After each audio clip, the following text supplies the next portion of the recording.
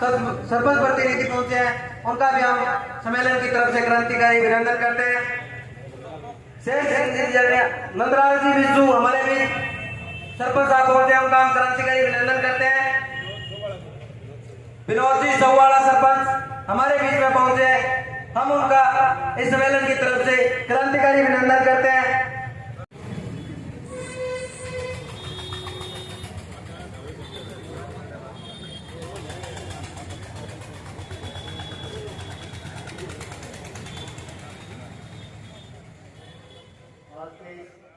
लगातार किसानों के अंदर, नौजवानों के अंदर, विद्यार्थियों के अंदर काम करने का हमारे लीडर के जो विचार है, हमारे जो जन कल्याणकारी नीतियां हैं, हमारे विधायक महोदय ने, हमारे नेता ने जो इस क्षेत्र के अंदर जो जनता की सेवा में जो काम किए, जो ऐतिहासिक काम किए हैं, जो शिक्षा के क्षेत्र में, जो चिकित्सा के क्षेत्र में, पीडब्ल्यूडी के क्षेत्र में, पीएचडी के क्षेत्र में जो हमने काम किए हैं, उन कामों को हम आम जनता तक लेके जाए। हमारी बात, हमारे लीडर की बात नौजवान गांव-गांव, गली-गली तक पहुंचाए, हमारे संगठन को मजबूत करें, ऐसी हम आशा और उम्मीद करते हैं। आप जो इस आने वाले दिनों के अंदर, अक्टूबर के अंदर हम इस संगठन का तहसील सम्मेलन भी करवाएंगे, हम इस संगठन का गांव-गांव के अंदर हम कमेटियां भी निर्माण करेंगे। अक्टूबर तक हम बलवानपुरिया यूथ ब्रिगेड की लगभग 100 कमेटियां पूर्ण करने का हम काम करेंगे।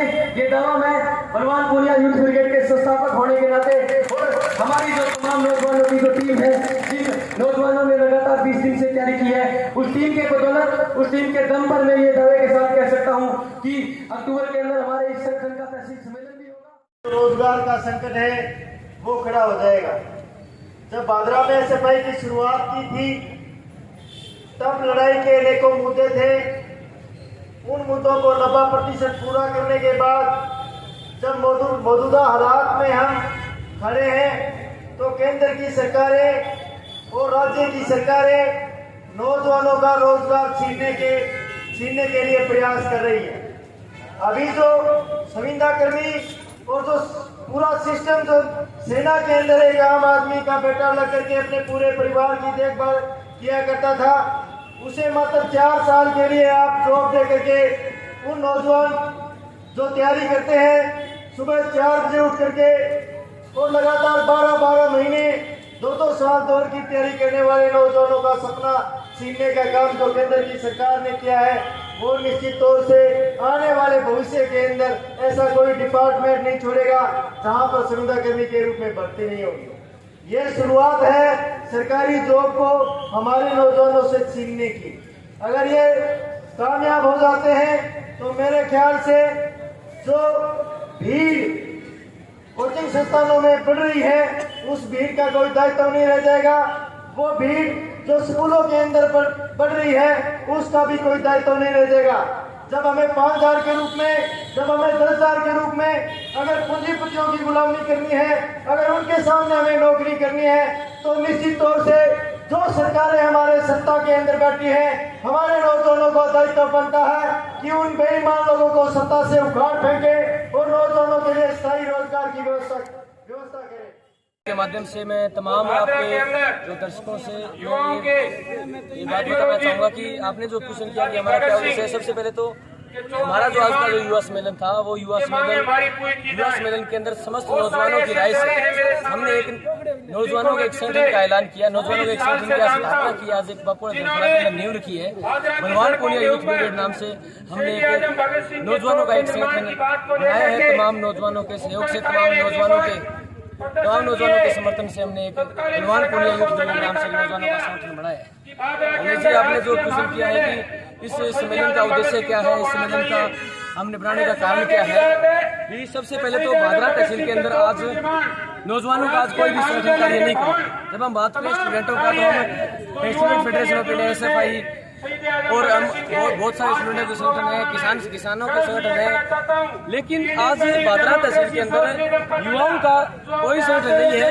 हम आज से 10-15 रोज 20 रोज पहले जो बैठे थे 10-15 नौजवान, हमने एक मीटिंग का आयोजन किया। हमने ये डिसाइड किया कि हमें एक नौजवानों को संगठित करना चाहिए विभिन्न एजेंडों पर, विभिन्न मुद्दों पर, ताकि नौजवान अपने संगठन में बात रखे। हम संगठन की ताकत से हम नौजवानों की बात रख सके।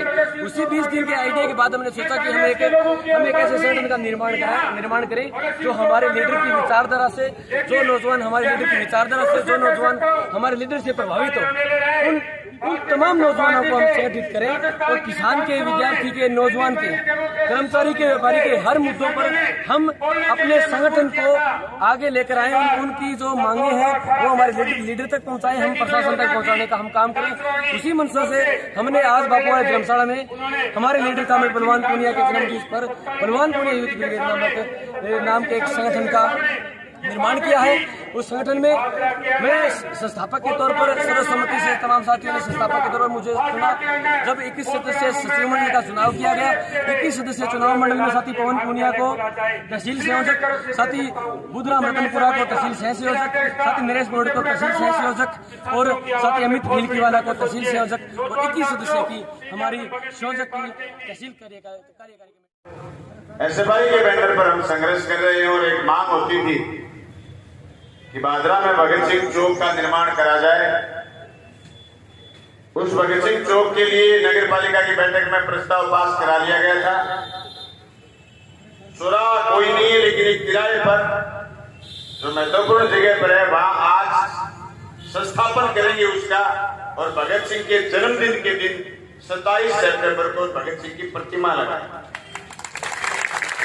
आज हम सब लोगों के, जनप्रतिनिधियों के, यूथ ब्रिगेड के, एसएफआई के, तमाम कार्यकर्ताओं के और नए पुराने साथी सबके द्वारा एक गीत रखी जाएगी कि ये भगत सिंह चौक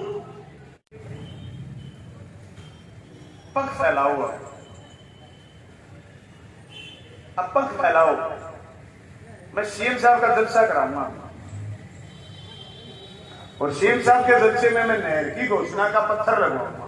100 करोड़ का जो बजट उन्होंने दिया, मैं ये वादा चाहता हूं कि 50,000 लोग इकट्ठे होंगे।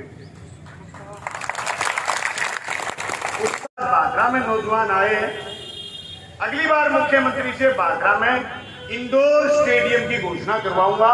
आज ही आपको वादा देकर के जा रहा हूं। अगर ईमानदारी की कोई कीमत है, अगर संघर्ष की कोई कीमत है, अगर पारदर्शिता की कोई कीमत है, अगर जागते रहने की कोई कीमत है, अगर 24 घंटे जनता का काम करने की कोई कीमत है, अगर पेट के गांठ लगाए रखने की, मेरी नहीं सबके, इस बात की कोई कीमत है, तो भाई चुनाव में ला गया। इस बात की कोई कीमत है। अगर लोग ये सोचे कि साहब ना जी ईमानदारी ने नहीं किया, मैं तो क्यों आवे, ईमानदारी नहीं होती तो मैं तो मेले को बनता है। हमारे कल तो देने लेने खरीदने लगी हुई। तो मैं तमाम नौजवान साथियों से कहना चाहता हूं, एक तो गांव में जो जितने नशेड़ी लोग पैदा हो रहे हैं, हालांकि हमने जम के कार्रवाई करी। अभी जो दरअसल इस इलाके में नए गूंड के पैदा हो रहे थे, 85 को ठीक करा, 85, 85 और कोई आएगा उसको ठीक कर देगा। सिद्धू मूसेवाला की जो घटना हुई, अगर उस घटना से हम कुछ नहीं सीखते तो मेरे जीवन में तो ये दूसरी घटना है। मेरे पर जो हमला हुआ, जिस दिन उन्होंने 5 साल बाद माफी मांगी, मैंने पूछा तुम किस लिए मांगने आए? बोले एक जोड़ी बूट रे के जोड़ी कपड़ा खत्म फुटना आया था। वैसे मेरे जोरों कर गया और एक हाथ टूट के 8.5 लाख एक सिर और लाख सिर में बनवा दिया, एक जोड़ी बूट रे कपड़ा खत्म।